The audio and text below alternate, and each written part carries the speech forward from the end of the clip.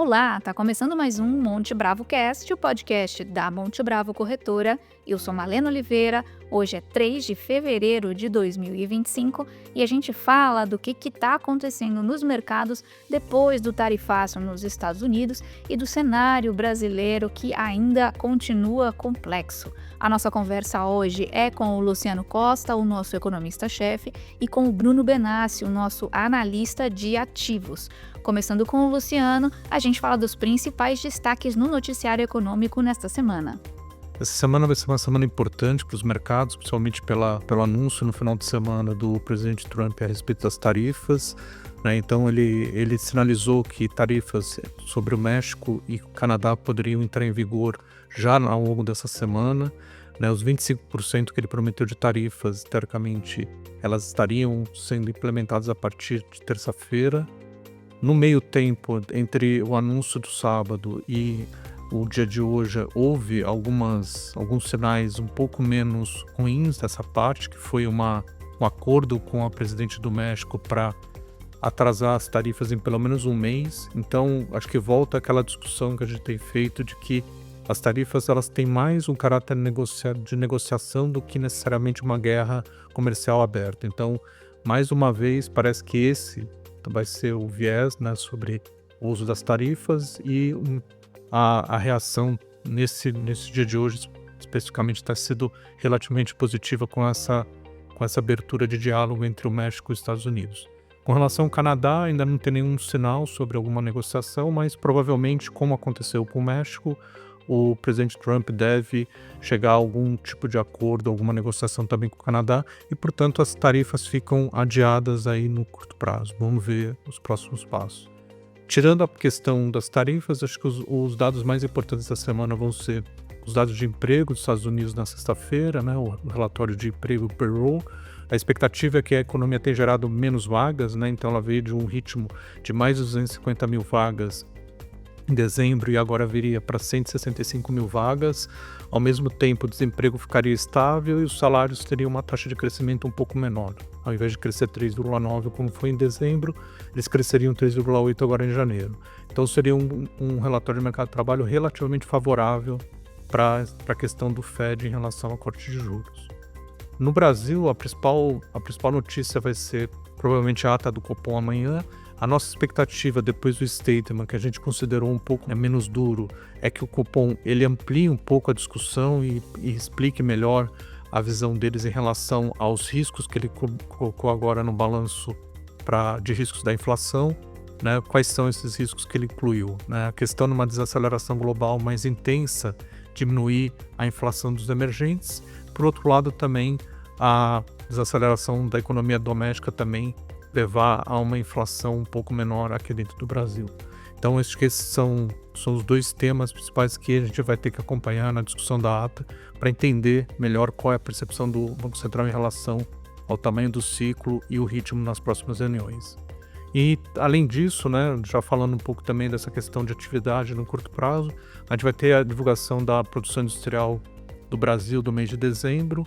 A indústria deve ter contraído na margem pelo menos 1%. Isso vai confirmar um pouco essa percepção dos dados da semana passada de emprego que foram mais fracos no Brasil. A gente teve o dado do CAGED, que é a abertura de vagas da economia vindo num ritmo menor.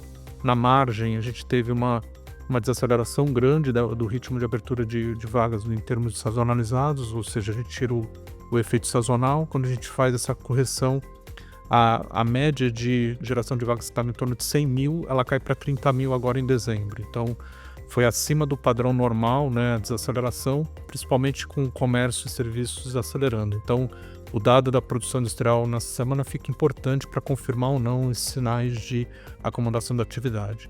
Acho que, em geral, ainda é uma semana de bastante volatilidade lá fora, principalmente com essa questão das tarifas e no final da semana com a questão do relatório de emprego.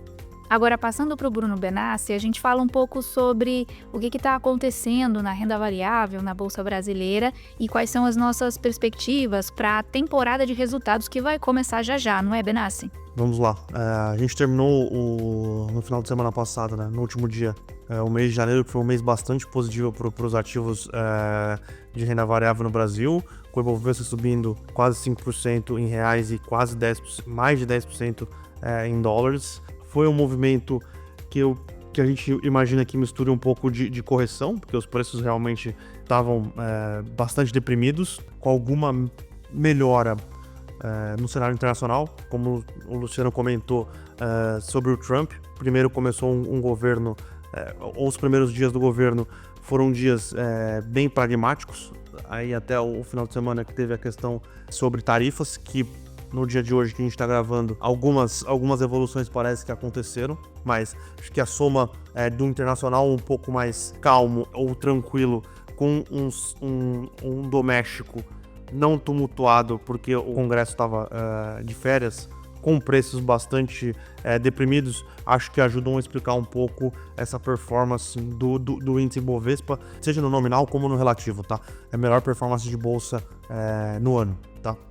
A gente não acha que, principalmente no relativo, essa performance deva continuar aí para os próximos meses, tá? A gente tem dúvidas sobre onde os juros vai parar, quais vão ser os impactos da crise de confiança na economia, quais vão ser os verdadeiros impactos da crise ou do aumento da inflação em consumo e como tudo isso vai acabar impactando principalmente os lucros das empresas, né? Lembrando que sempre que você está fazendo essa comparação, normalmente você faz via múltiplos, né? E o preço-lucro é um dos múltiplos que é o mais comum, né? Só que isso normalmente é sempre projetando 12 meses para frente.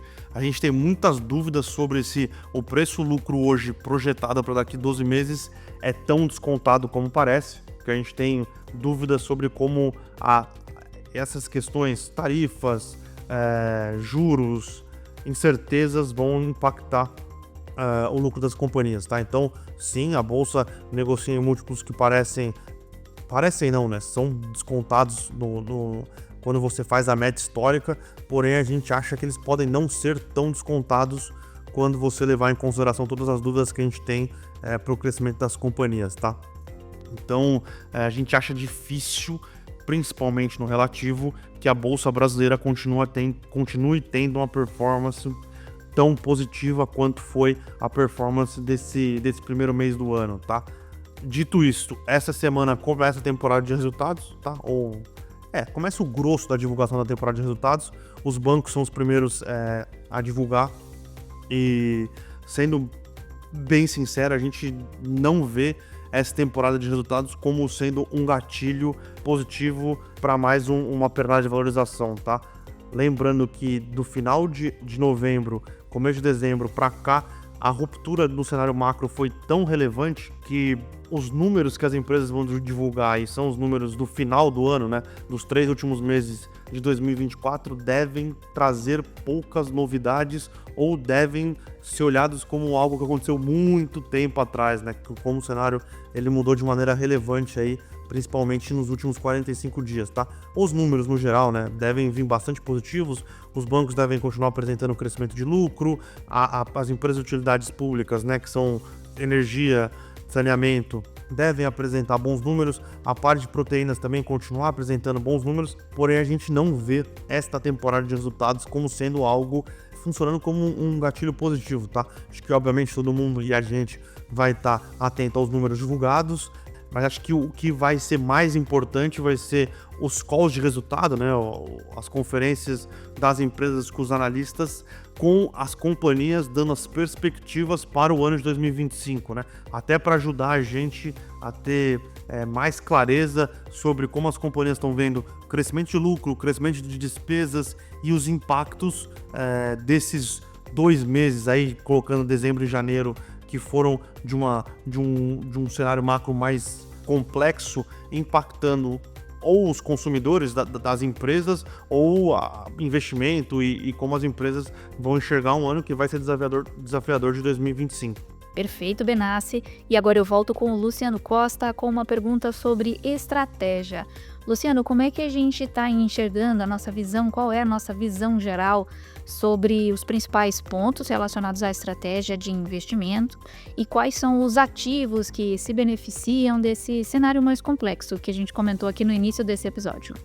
Então, esse cenário é um cenário que a gente viu agora em janeiro, uma dinâmica até mais favorável do que esperado em alguns ativos, né? Como o Bruno Benassi falou sobre a Bolsa, o câmbio teve também uma performance, né, favorável, apreciando. Porém, quando a gente olha para frente, a gente vê ainda um cenário muito desafiador. Por quê? Primeiro, a questão fiscal ela não está resolvida, né? A gente tem um orçamento que precisa ser votado para 2025.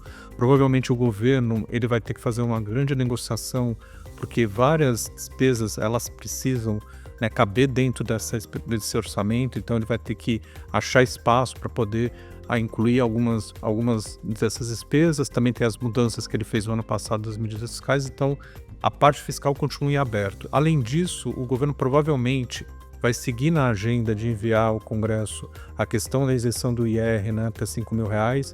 Isso também vai ser uma fonte de volatilidade, provavelmente vai ter uma discussão grande sobre as compensações. Então todo esse ambiente, junto com o ambiente global, que apesar de ter sido um pouco menos desfavorável no começo do ano, ainda é um cenário de muitos desafios aí em relação à questão, principalmente da questão das tarifas dos Estados Unidos, coloca uma postura de cautela como sendo a mais recomendada nesse momento em relação aos investimentos. Então a gente continua privilegiando investimentos pós-fixados, indexados ao CDI, tanto crédito como próprios títulos públicos. No caso dos créditos de papéis com empresas que tenham um bom rate de crédito, com algum prêmio acima da curva, né, do CDI.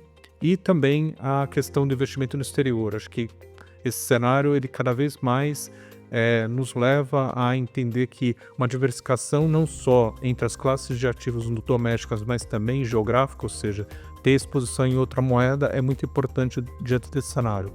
Portanto, a gente acha que tem uma lógica aqui muito importante para a gente fazer esse movimento de aumento dos investimentos no exterior. Muito obrigada, Luciano Benassi. A gente vai ficando por aqui com mais um Monte Bravo Cast. O nosso informe semanal e os outros documentos produzidos pelos nossos analistas você encontra na íntegra em montebravo.com.br, na nossa aba de conteúdos. Boa semana e bons investimentos!